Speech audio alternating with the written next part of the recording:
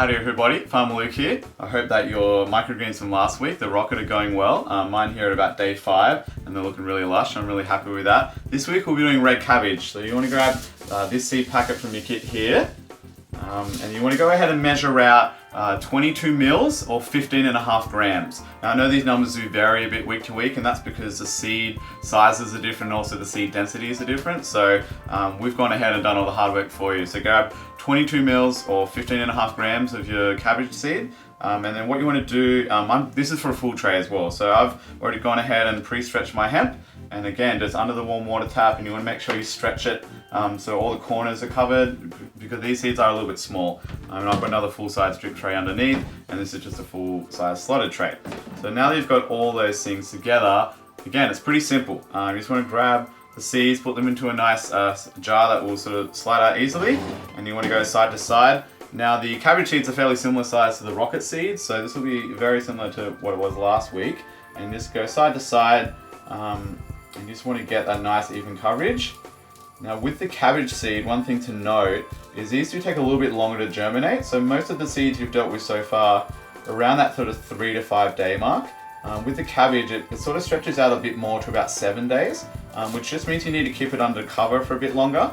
But some of the issues there is, and you need to make sure you maintain some good airflow as well, because you don't want them to get moldy or sort of start to deteriorate with not enough airflow. So again, just use your fingers to just smush them around, break up some of those clumps, make sure you've hit all the corners and the edges.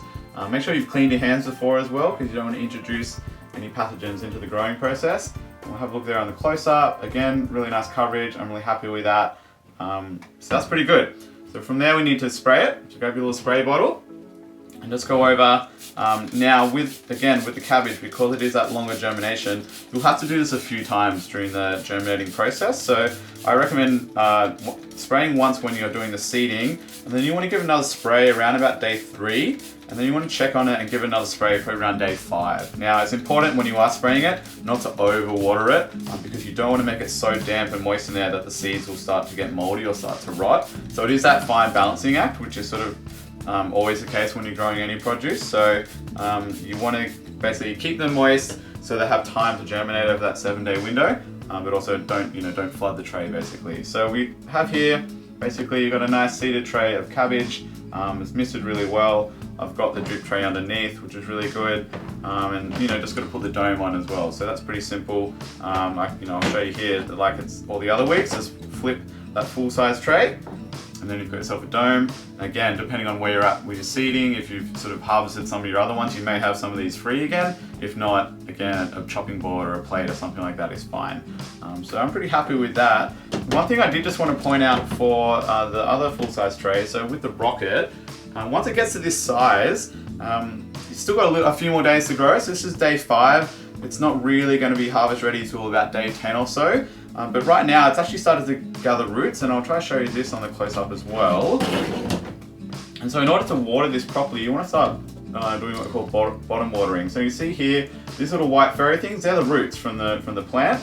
And actually, I've got some water here in the bottom drip tray. You can probably see it sort of shimmering around there. And so the point of that is actually to encourage the roots to go down, and they'll start to draw the water up from this bottom drip tray. So up until now we've mainly just misted from the top to keep everything moist, but now that these microgreens are established, they're basically like little baby plants now. So they have a really nicely developed root system, and they're able to draw that water up. So if you've got any microgreens that are at this stage and they're not the ones that are sitting over your fish tank, you definitely want to start doing the bottom watering. So just a little bit of water, generally about 1 centimeter or 2 in the bottom drip tray.